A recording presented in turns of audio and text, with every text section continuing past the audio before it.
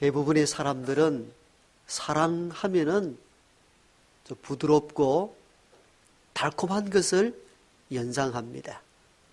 오늘 사랑에 대한 여러 가지 특성을 성경 가운데 말씀하고 계시는데 4절과 5절에 나타나는 사랑의 특성도 이와 유사합니다.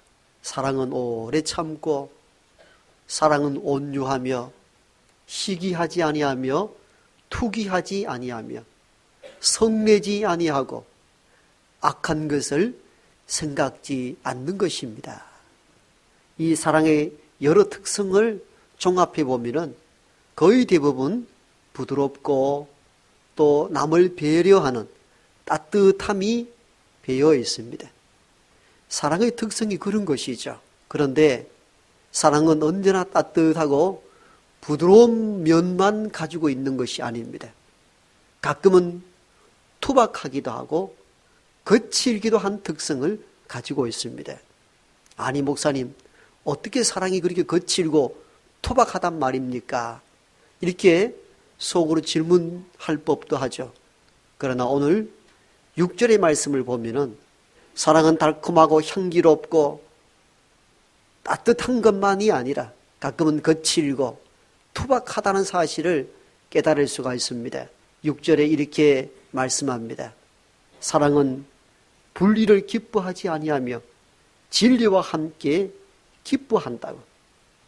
불의에 저항하고 불의를 용납지 아니하고 불의 앞에 분노와 슬픔을 이야기하는 것이 또한 사랑입니다. 라고 오늘 하나님은 바울을 통하여 우리에게 말씀해 주고 있습니다. 분명히 우리가 기존에 알고 있던 사랑의 범주를 넘어선 특성을 지니고 있습니다. 사랑은 달콤하고 또는 부드럽고 따뜻한 것만이 있는 것이 아니라 가끔은 거칠기도 하고 투박스럽기도 한 것이 또한 사랑인 것입니다. 왜? 불의를 기뻐하지 않기 때문입니다. 불의를 기뻐하지 않는다는 이 의미는 불의를 보고 침묵한다는 것이 아니라 불의 앞에 저항하고 불의와 맞서 싸우겠다는 의미이기도 합니다. 그렇기 때문에 우리가 가지고 있는 기존의 사랑에 대한 특성, 나긋나긋하고 유약한 어떤 사랑이 아니라 때로는 강렬하고 힘이 세고 투박하고 저항할 수도 있는 것, 이것이 또한 사랑의 어떤 면이기도 한 것입니다. 참된 사랑은 불의 앞에 슬퍼할 수 있어야 합니다. 참된 사랑은 불의 앞에 분노를 표출할 수도 있어야 합니다. 이것이 또한 사랑의 또 다른 면이란 사실들을 하나님은 오늘 본문을 통하여 우리에게 선포하고 있습니다. 여러분, 이스라엘인들이 430년 동안 애굽의 압제 아래 놓여 있을 때에 많은 이들이 고난과 신음과 심한 노동에 시달렸습니다. 어느 한날은 애굽의 관리가 자기 동족 이스라엘인들을 때리고 폭행할 때에 궁중 생활을 하였던 모세가 이를 지켜보고는 분노를 표시하고 그 애굽인의 폭력을 막았습니다.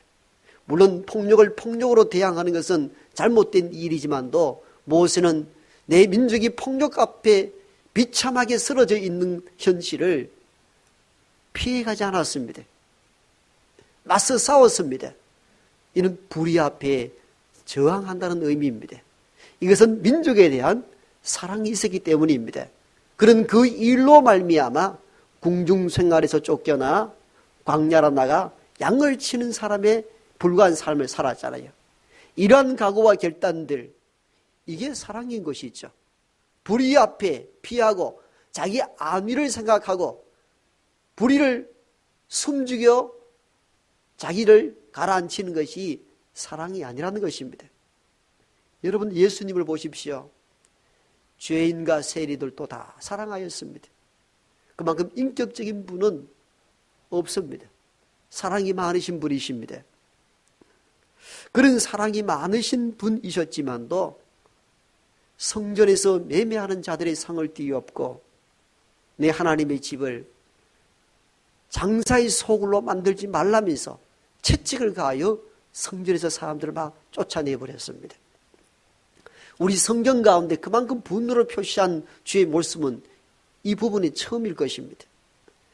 십자가를 질 정도로 수욕을 당하고 죽음까지 이르렀지만도 그들의 죄를 알지 못하니 저들을 용서해 달라고 용서와 자비를 베풀었던 사랑의 분이셨지만도 성전에서 매매하는 자들에게서 행한 주의 모습은 사랑의 본 모습과 너무 거리가 먼 너무나 투박하고 거친 주의 모습을 발견하게 됩니다. 왜요? 그것이 불법이며 불의였기 때문입니다. 불의 앞에 주님은 맞서 싸웠던 것입니다. 그게 주님의 참사랑인 것이죠. 당시에 유대인의 명절이 될 때에는 다 흩어져 있던, 각처에 흩어져 있던 사람들이 예루살렘 성전으로 모여 들어왔습니다. 그리고 제사를 드립니다. 구약의 제사는 소와 양, 짐승을 바쳐서 제사를 드려야 합니다. 그러니까 수백 킬로, 수천 킬로에서 떨어져 있던 사람들이 유월절 제사를 드리기 위하여서 각각 집에서 소와 양을 이끌고 때로는 보름, 가깝기는 일주일간 걸어서 예루살렘에 도착했습니다. 그런데 오다 보니까 소와 양들이 다리가 다쳤습니다. 병이 들기도 합니다. 일주일 또는 보름, 길게는 한 달 넘게 걸어와서 이 제물을 가지고 왔는데 제물을 쓸 수가 없습니다. 왜? 하나님께 바친 제물은 온전한 제물이어야 하기 때문입니다. 다리가 부러졌거나 상한 것들은 제물로 사용할 수가 없었습니다. 그러자 사람들이 생각하기 시작했습니다. 우리가 한 달이나 보름 동안 이렇게 힘들게 소와 영을 이끌어 간다 할지라도 가다가 중도에 다리가 부러지거나 병이 나면 바칠 수도 없고 다 버리게 되고 또다시 돈으로 사서 제물을 바쳐야 되는데 어떻게 할까? 제사에 드리는데 소와 양은 필요한데 제물은 병이 들었고 다리가 부러졌고 쓸 수가 없으니까 가까운 데서 소와 양의 제물을 사서 제사를 드리고 예배에 참여한 것입니다. 그러다 보니까 예루살렘 성전 주변에는 자연스럽게 시장이 형성이 되었습니다. 왜? 각처에서 소와 양을 가지고 온 사람들이 다 예루살렘에서 소와 양을 구해가지고 성전 예배를 드렸기 때문입니다. 자연스럽게 시장이 형성되었고 거기서 쉽게 재물을 사고 팔고 할 수 있었습니다. 자, 이러한 일들이 시대가 지나가면 지나갈수록 나중에는 성전 마당까지 장사꾼들이 들어오기 시작한 거예요. 그러니까 얼마나 편리해졌습니까? 전에는 집에서 끌고 오다가 이제는 예루살렘 시내에서 짐승을 구하다가 지금은 예루살렘 성전에 가면은 소와 양을 얼마든지 구할 수가 있습니다. 여러분 가끔 이런 적이 있잖아요. 졸업식 때가 되면은 저 교문 밖 몇백 미터 바깥에서 꽃을 팔던 사람들이 졸업식이 막 가까이 되면 어떻습니까? 막 운동장을 막 밀고 들어오잖아요. 서로 주고 파는데 편리하잖아요. 이런 일들이 벌어져서 소와 짐승들 판매하는 사람들이 성전 마당까지 치고 들어온 거예요. 서로가 좋은 거예요. 파는 사람은 돈을 벌어서 줬고 재물을 산 사람들은 금방 사서 재물을 들을 수 있는 편리함 때문에 자연스럽게 아무도 대제사장도 이것이 불법이라 말하지 않는 너무나 편리한 구조로 이루어질 때 주님은 이걸 보시고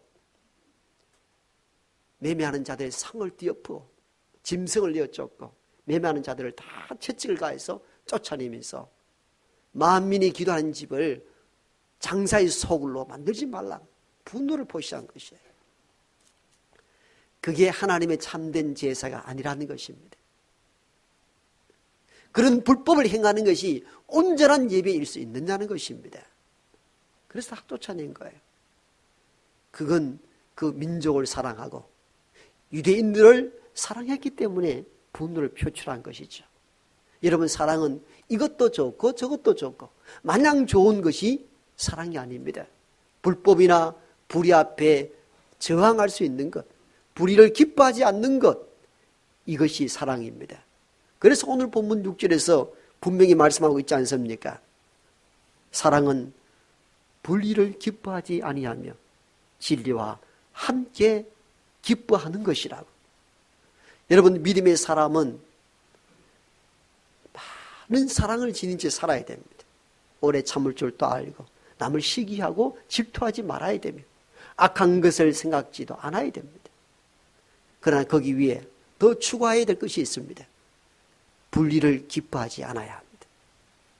불법을 행하는데 침묵이 있어 안 된다, 그 말입니다. 여러분, 이렇게 편하게 생각해 보세요. 여러분의 자녀가 불법 도박에 빠져서 살아간다면 기뻐하시겠습니까? 불법 도박을 통해 가지고 돈을 벌었다 할지라도 기뻐할 부모가 어디 있겠습니까? 그 불법한 일을 행할 때에 부모는 가슴을 치고 슬퍼하며 아파할 겁니다. 이게 부모가 진짜 자녀를 사랑하는 것이죠. 얘야, 너 불법으로 도박을 해도 괜찮다. 돈만 많이 벌어오라. 그런 부모가 세상에 어디 있습니까? 그건 자녀를 망하게 하는 것입니다. 그러므로 참된 사랑은 마냥 참고 마냥 기다리는 것만이 아니에요. 불법을 행할 때 이건 불법입니다. 잘못이다. 내가 이 길을 계속할 때에 결국은 망하리라. 건면하고 채찍을 가해야 그게 참 사랑인 것입니다.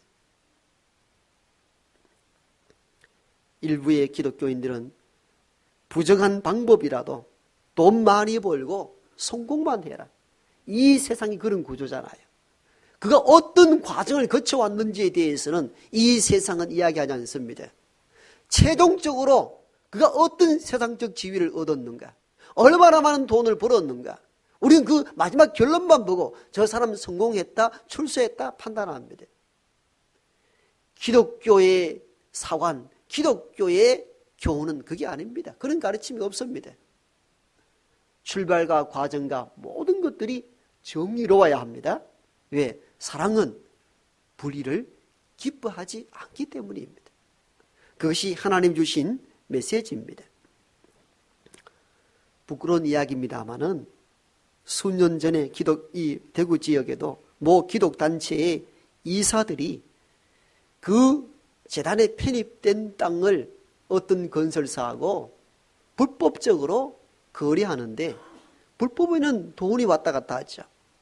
그 건설사에서 이 이사들에게 몰래 많은 돈을 줬습니다. 많이 받은 사람은 수십억, 적게 받은 사람은 수억까지 받았습니다. 그 소문이 파다했습니다. 어떤 이는 그 불법의 커미션을 받아가지고는 자식들 집을 사줬고, 그 교회 담임 목사에게 자동차도 사주었다는 얘기가 들렸습니다. 소문이겠거니 했는데 결국은 얼마 뒤에 검찰에 불러가서 모두가 다 몇 년간 감옥을 살았습니다. 그 이사들이 누구였겠습니까? 대부분 교회 목사요, 장로들이었습니다. 얼마나 수치스럽고 얼마나 부끄러운 일들입니까? 여러분, 그 불법한 돈으로 자녀에게 집을 사준 일들이 선한 일들입니까? 불의를 기뻐하면 안 되는 것이거든요. 그런데 교회에서는 그러한 사람을 치리했다는 소문을 들어보지 못했습니다. 여러분, 얼마나 불법한 일들이 자행되고 있습니까? 진정 우리가 형제나 가족이나 교우를 사랑한다면 불의한 일 앞에 마음 아파하고 슬퍼하고 죄를 뒤집어쓰고 회개하며 돌이키기를 원해야 합니다. 그래야 그 사람을 살릴 수 있는 겁니다. 불법은 결코 오래 갈 수 없습니다. 불법은 다 세월이 지나고 난 뒤에 다 드러나게 되어 있어요. 다 빼앗깁니다. 그러므로 우리는 우리 자신들 불의함에 대해서도 단호할 줄 알아야 됩니다. 우리는 다른 사람의 불법이나 잘못에 대해서는 눈을 부릅뜨고 잘못된 것을 켜내면서도 자신의 잘못에 대해서는 얼마나 관대한지 몰라요. 그러나 자신의 허물과 자신의 불의에 대해서 단호할 줄 알아야 됩니다. 여러분, 우리가 이런 경험을 종종 하지 않습니까? 이런 흔들림이 있죠. 자, 슈퍼마켓이나 대형마켓이나 시장에 가서 물건을 구매하고 영수증과 물건을 같이 받을 때에 대부분 어떻게 합니까? 다 물건과 그리고 영수증에 품목과 금액이 얼마나 장난이 쫙 살펴봅니다. 그 여성들은 이런데 아주 빠르잖아요. 100원짜리 하나 틀려도 계산원에게 말합니다. 이건 뭔가 잘못된 것 같다고. 근데 그래야 되는 것이죠. 그러니까 살림을 이렇게 잘 사는 거죠. 근데 혹 계산원이 10,000원을 덜 계산했다 할 때 속으로 오늘 행죄했네. 오늘 재세가 좋네. 혹시 이런 마음, 이런 흔들림 없었습니까? 저는 가끔 흔들리던데. 야, 오늘 10,000원 벌었대. 그래서 계산원에게 가서 이거 잘못됐습니다. 10,000원 계산하지 않았습니다. 이러기보다는 그냥 올까? 혹시 그런 고민해 본 적이 없으십니까? 이건 아주 작은 얘기에 불과하지만도 우리가 그러는 거예요. 100원 잘못 플러스 계산되었을 때는 끝까지 찾아내려 하지만도 10,000원 덜컥 계산되지 않았을 때는 갈까 말까. 이것도 하나님 주신 축복인가? 막 이런 생각을 막 한단 말이에요. 얼마나 우리를 혼란스럽게 만드는지 몰라요. 이 말은 불의 앞에 우리는 우리 자신에 대해서 굉장히 관대해요. 관대. 뭐 이 정도라면 괜찮지 않는가? 뭐 가끔 뭐 하늘에 준 운수가 아닌가? 이런 생각을 다 한단 말이에요. 불의를 기뻐하지 마십시오. 불의를 기뻐하는 거 아니에요.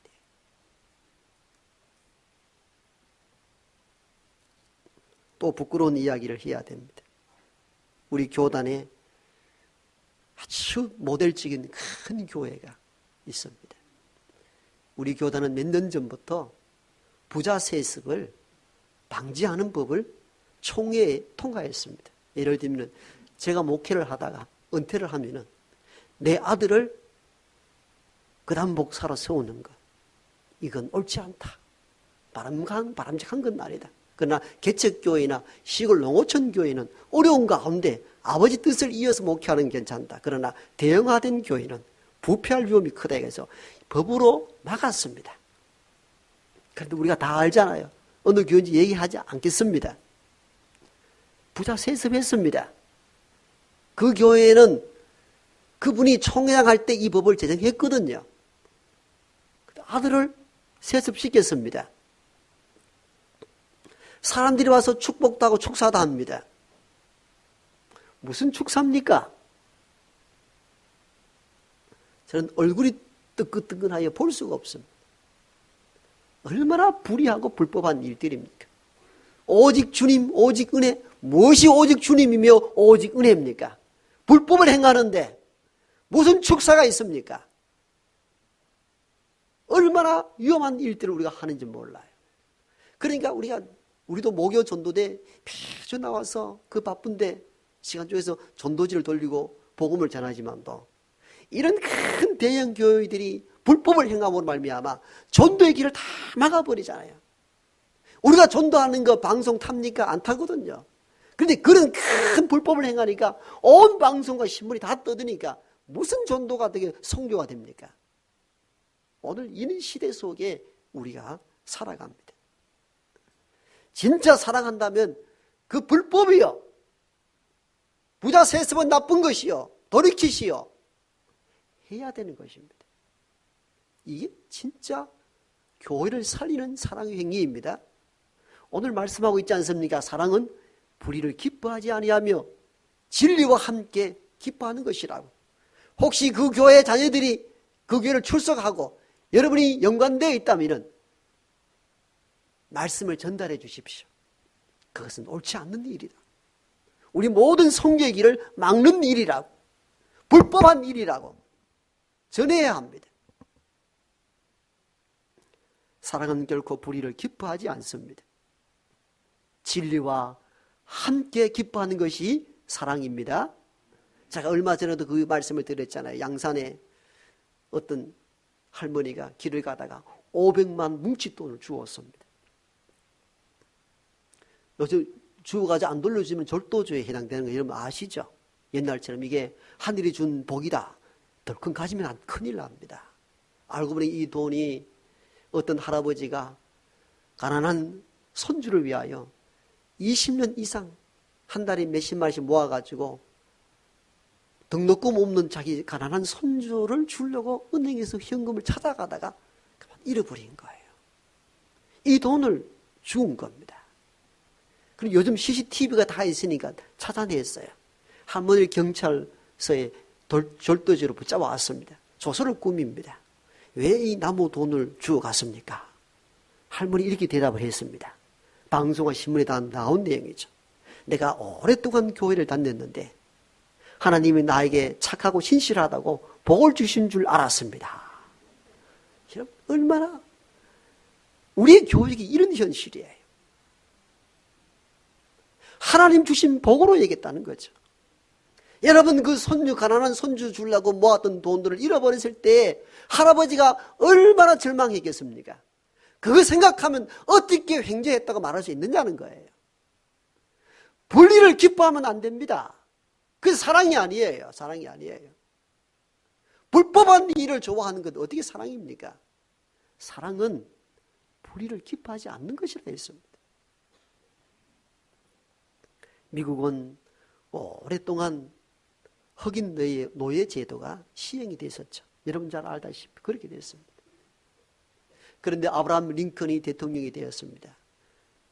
그분은 어릴 적 오두막 집에서부터 남의 집에서 빌려온 성경책을 읽으며 자랐던 믿음의 사람입니다.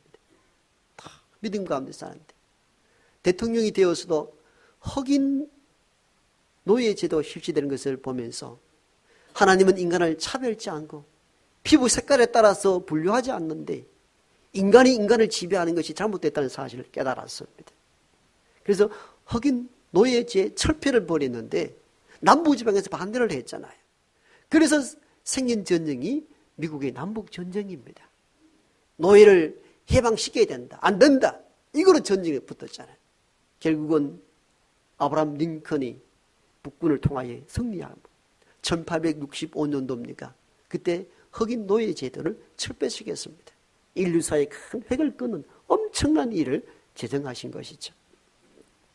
그런데 우리가 다 알다시피 1865년도에 흑인 노예 제도 철폐됐지만도 여전히 실제 정서상으로 삶에 있어서는 흑인들은 여전히 차별을 받고 있습니다. 지금까지도 받고 있잖아요. 오늘 일부 예배를 마치고 인터넷 뉴스를 검색하다 보니까 또 흑인 노예, 이 흑인들을 차별하는 내용들이 나왔어요. 커피점 이야기 합시다. 스타벅스 이 커피점에 2명의 흑인이 어제 저녁인가요? 사람을 기다린다고 커피를 시키지 않고 자리에 앉았는데 매점에서 경찰서로 연락을 했습니다. 이 흑인들이 이상하다 잡아가라고. 그래도 이 백인 경찰 6명이 찾아와가지고는 그냥 스타벅스에 앉아있는 흑인 2명 그냥 수갑 채워가는 거예요. 참 그래도 놀라운 거는 그때 백인의 어떤 사람이 일어나가지고 경찰들에게 대항을 합니다. 우리가 함께 이 자리에 몇 시간 앉아 있어 봤는데 이 흑인들이 당신들의 수갑 채워갈 만한 범죄한 일이 없습니다. 왜 잡아갑니까? 이렇게 대항하더라고요. 소수에 떠드는 분들도 계셔요. 그래도 끝까지 잡아가요. 그걸 이제 백인이 촬영해가지고 영상을 유튜브에 올려놓은 거예요. 여러분 시대는 이런 시대 속에 삽니다. 피부색에 따라서 사람을 차별하는 시대 속에 산단 말이에요. 1955년도에 이런 흑인 노예 제도는 사라졌지만도 흑인 차별은 여전히 했는데 1955년도 미국 몽고메리시에서 큰 사건이 벌어지죠. 그때만 하더라도 노예 제도는 폐지가 되었습니다마는 백인들이 타는 차, 흑인들이 타는 버스가 달랐습니다. 분리가 되었습니다. 함께 탈 수가 없습니다. 철폐가 없어졌음에도 불구하고 한 흑인 여성이 백인들이 타는 버스에 올라탔습니다. 그리고 의자에 앉았습니다. 백인 남성들이 내려가라고 건면합니다. 나도 사람인데, 나도 몽고메리 시민인데 왜 내려가느냐 버팁니다. 그러자 백인들이 억지로 의자에서 끌어내어서 길바닥으로 내동댕이 칩니다. 이게 1955년도 있었던 몽고메리 시, 여기서 흑인 인권 운동이 시작이 되고 이 인권 운동의 가장 앞장선 인물이 여러분 알다시피 마틴 루터 킹 목사입니다. 이분이 1963년 워싱턴 DC 이 링컨 기념관 앞에서 행한 연설, 내겐 꿈이 있습니다. 이 연설을 여러분 기억하시죠? 많은 명문장이 있습니다만 한 문장을 여러분이 기억하고 계실 것입니다. 우리가 조지아 저 언덕에서 이전에 노예의 자손들과 그리고 노예 주인의 자손들이 함께 한 형제로서 한 식탁에서 밥을 먹는 꿈을 꿉니다.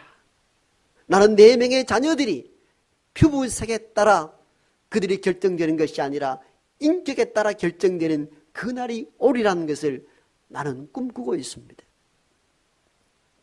여러분, 마틴 루터 킹 목사는 목사로서 양심을 가지고 흑인들을 차별하는 그 불의 앞에 대항한 것입니다.